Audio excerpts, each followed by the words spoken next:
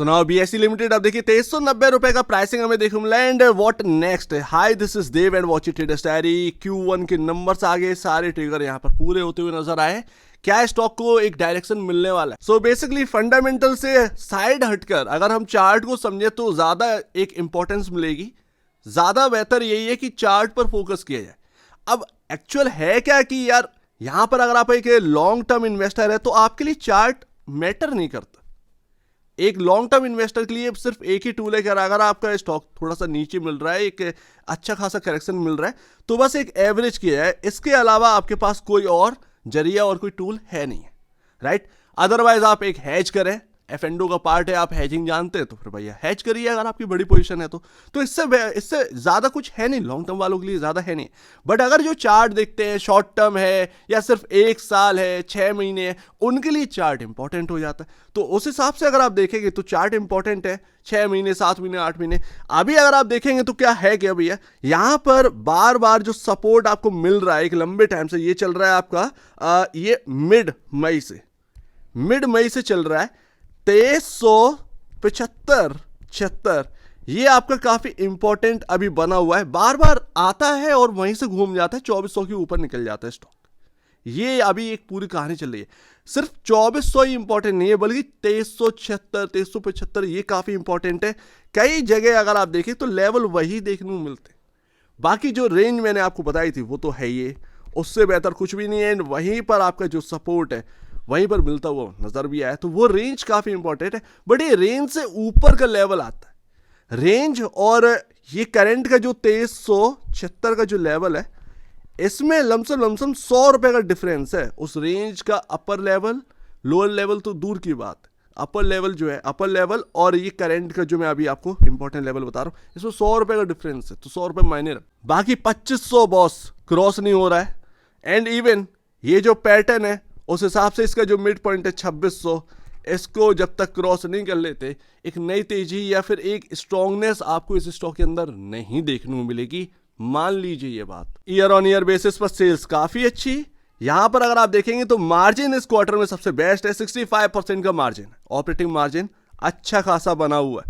तो नंबर्स तो Q1 के अच्छे हैं, ट्रिगर आपका अच्छा निकल गया, ये तो बात सही है।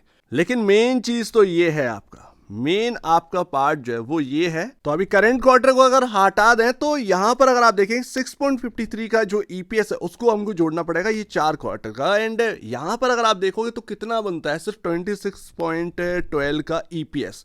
एंड अभी यहां पर ना, क्योंकि आपका 4 क्वार्टर करके चलता है ईपीएस का, तो यहां पर ना अगर आप एक को हटाना पड़ता है, तो अगर आप करंट क्वार्टर को जोड़ेंगे ना तो 26.12 की जगह ना ये आपका ईपीएस पहुंच गया है 39.40। लो कर लो बात। तो ये ना सबसे इंपॉर्टेंट पार्ट है। आपका सेल्स ग्रो हो रहा है, कितना ग्रो हो रहा है वो बात की बात है। अगर कंपनी या स्टॉक को वैल्यू जो मिलनी है वो नेट प्रॉफिट और ईपीएस की बदौलत ही यहां पर ना मिलेगी।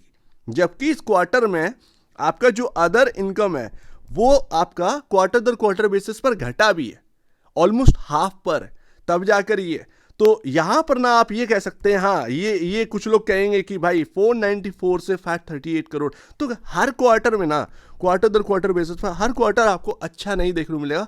कम से कम आपका कोई नेगेटिव यहां पर ग्रोथ देखने को नहीं मिल रहा, ठीक है। अब वो एनएससी के नंबर आए उसमें भी ऐसी ग्रोथ था, तो कुछ क्वार्टर आपको ऐसे देखने को मिलेगी, कुछ क्वार्टर आपको बहुत अच्छे भी देखने को मिलेगी। बट हाँ, ग्रोथ जो है वो लगातार बनी हुई है। हालांकि हाँ, जो आ रहा है भाई वो 3000 को क्रॉस करेगा या नहीं करेगा ये एक सवाल हो जाता है। तो हाँ, वो मार्केट के ऊपर भी कभी कभार छोड़ना पड़ता है। आप सारी चीजें डिसाइड नहीं करते हैं, फंडामेंटल सारी चीजें डिसाइड थोड़ी करता है। 2600 कटेगा तो फिर यहाँ पर ना 3000 की तरफ अच्छे से कहीं ना कहीं जाना होगा। टेक्निकल भी काफी इंपॉर्टेंट है, और वो अगर आप देखें तो यहाँ पर चलो ठीक है, फंडामेंटल अच्छे हैं, फाइनेंशियल इंडिकेटर भी ठीक ठाक हो गए, क्या ही दिक्कत है। तो चलो ठीक है, यहाँ पर ना आपका जो पी रेशियो है वो 60.73 पर अब आ चुका है। एंड यहाँ पर 15.88 का यहाँ पर ना आपका प्राइस टू बुक वैल्यू, मैं आपको बताया था कि 15 के आसपास का प्राइस टू बुक वैल्यू आया है तो ज़्यादा बेहतर है। क्वार्टरली नंबर से पहले 17 और 18 के बीच में था, अभी वो 15.88 पर आ चुका है, तो बहुत अच्छी बात है, ठीक है ना। तो ये कर क्या रहा है, ये जो 15.88 का है ये आपको स्टेबिलिटी दे रहा है, ठीक है ना, स्टेबल कर रहा है। ये स्टेबल का क्योंकि प्राइस, क्योंकि आप चल चुके हैं बहुत ज़्यादा, एंड उसमें चाहिए प्राइस स्टेबिलिटी। तो वो प्राइस स्टेबिलिटी आएगी कैसे? वो या तो क्वार्टरली नंबर से आएगी जो कि Q1 ने आपको प्रोवाइड करवाई है। अब भाई सीधी सी बात है, कोई एक्सचेंज का स्टॉक है तो क्या 10 या 5 के जो प्राइस टू बुक वैल्यू है उस पर चाहिए है क्या? तो वो तो इम्पॉसिबल है, राइट? अब आप देखो नंबर से पहले ये प्राइस टू बुक वैल्यू कहाँ पर था, करेक्शन हुआ और नंबर अच्छे आए तो देखिए 15.88 पर है। मैं ये कहता हूं कि कुछ टाइम अगर और स्टेबिलिटी रहे और क्वार्टरली नंबर्स आगे भी अच्छे आए तो यहां पर बस कंफर्ट आता चला जाए, क्या ही दिक्कत है? ठीक है ना? एक अच्छा खासा मूव जो है वो ऑलरेडी यहां पर ना एक इन्वेस्टर ने देख लिया है, और यही मैं आपसे बात कर रहा था कि 3000 के आसपास पहुंचे तो कुछ क्वांटिटी यहां पर कुछ क्वांटिटी हटाने की देखिएगा, ये काफी इंपॉर्टेंट हो जाता है। वही मैं आपको बताऊं, 10 अगर होल्ड कर रहे हैं तो उसमें से कम 2 या 3 कम से कम हटाने की बात करना, अगर सही लगे तो ये भी जोड़कर बोला था। तो वही मैं आपको बता रहा हूं। खैर अभी बस आप एक रेंज से यहां पर ना नोट कर लो और अपने चार्ट पर ना ये लगा लीजिए, ज्यादा बेहतर है। सेकंड लास्ट यहां पर अगर आप देखेंगे ये रेंज को आपको भूलना नहीं है, ये रेंज आपका काफी सपोर्टिव है। इसके बीच में भी आएगा तो एक बार कहीं ना कहीं घूमने की कोशिश कर, लेकिन अगर ये रेंज ना तोड़ दे बुरी तरीके से तो फिर एक अच्छी बात नहीं, फिर रेजिस्टेंस बनते चले जाएंगे। बात ये यहां पर आ जाती है, वो क्रॉस होगा तब होगा, बट रेजिस्टेंस बनते चलेगा, यानी कि और टफ, फिर और टफ, फिर और टफ चीजें होती चली जाती हैं। तो यहां पर 2290 और 2212 ये आपका रेंज, ठीक है? ये 2290 और 2212 ये आपका करंट में काफी इंपॉर्टेंट रेंज है, इसको नोट कर। उसके बाद आपका जो रेंज आती है वो ये आती है, यहां पर कंसोलिडेट करके एकदम से ये स्टॉक 3000 की तरफ चला था। तो ये आपका अपर लेवल ये 2072 एंड ये आपका 2010, ये सेकंड आपका इंपॉर्टेंट मोस्ट इंपॉर्टेंट रेंज है, ठीक है? तो इसको ध्यान में रखना है। बाकी फिर भाई इंपॉर्टेंट बहुत एरियाज है, बता तो रहा हूं। बीएसई के अंदर ना एक बार मैंने आपसे कहा था ना कि भले ही खराब खबरें आ रही हैं पर बेचने का मन नहीं है। वो बेचने का मन क्यों नहीं है? जगह जगह पर तो सपोर्ट रेंज है, एक से बढ़कर एक सपोर्ट रेंज है। तो मैं बेच कर करूंगा क्या? अगर मैंने बेच दिया और ये बाई चांस ना ये जो नेगेटिव न्यूज है ये इसने पचा ली ना, तो फिर मेरा तो कल्याण हो गया, मेरे हाथ से तो मेरे शेयर चले गए।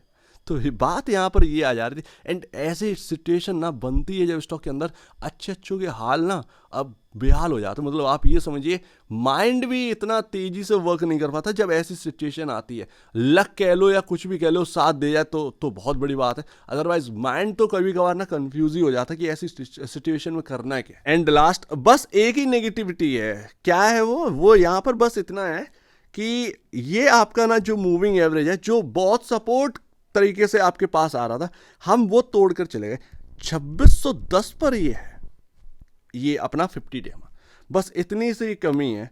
अगर ये 50 डेमा के ऊपर निकल जाता तो फिर ज़्यादा बेहतर था, या 50 डेमा आपका सपोर्ट कर देता तो ये स्टॉक अगर टूटता नहीं तो ज़्यादा बेहतर था।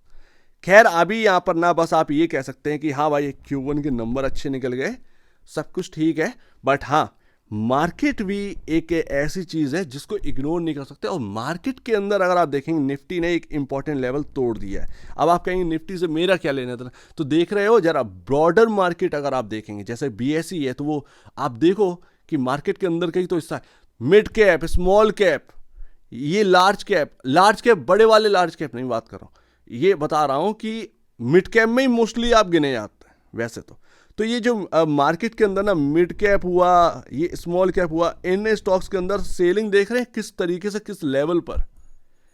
तो मार्केट उतना नहीं गिर रहा है जितना कि स्टॉक्स गिर रहे हैं।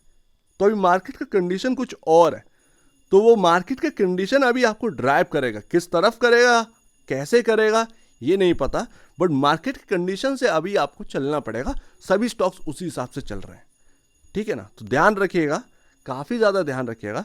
एंड मेरे ख्याल से अभी कंफर्ट बहुत अच्छा मिल चुका है स्टॉक के अंदर, बट हाँ मार्केट अभी आपको उस तरीके से ड्राइव कराएगा जो वो चाहता है। अभी आपको शायद मेरे ख्याल से फंडामेंटल अभी काम नहीं आए, वो फंडामेंटल काम अभी आएंगे नहीं, तो अभी मार्केट के हिसाब से चलना पड़ेगा। तो उसमें उदास होने वाली बात नहीं है। शॉर्ट टर्म है, आप कुछ दिन के लिए ट्रेड करते हैं तो उस हिसाब से ट्रेड करिए, ज़्यादा बेहतर है।